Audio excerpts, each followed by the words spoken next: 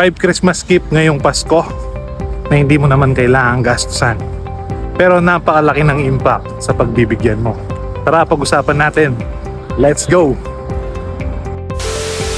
Una, bayaran mo yung utang mo. Oo, mga kalakbay. Tama yung narinig mo, bayaran mo yung utang mo. Magandang regalo yon. Yung tipong kusa mong babayaran kahit hindi ka nila sinisingil.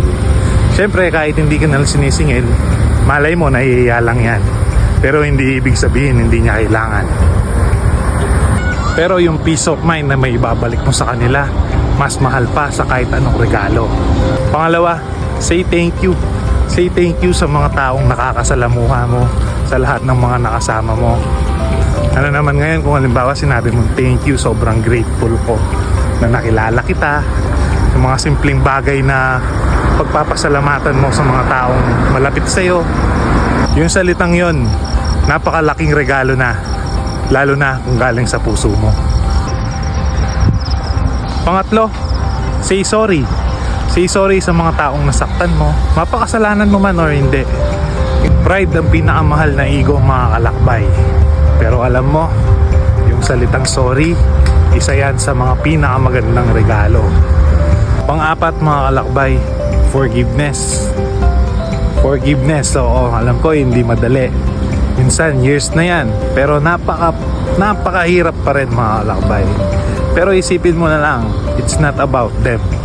It's about you releasing yourself sa kung anumang bagay or bigat na nasa loob mo. Panglima, mga kalakbay, your undivided time. Sa totoo lang, yung oras ang pinakamahirap ibigay ngayong Christmas season. Siyempre, busy. Pero kung maibibigay mo yung oras mo sa mga tao na nagmamatter sa'yo, sa mga taong mahal mo sa buhay, napakalaking regalo na yon. No cellphone, no laptop. Kumbaga, yung ikaw, yung present ka, malaking bagay na sa kanila yon. Kasi sa totoo lang, mga kalakbay, hindi mo naman kailangang maging mayaman para makapagbigay ng totoong regalo. You just have to be present, be humble, be kind, and be grateful sa mga taong mahal mo.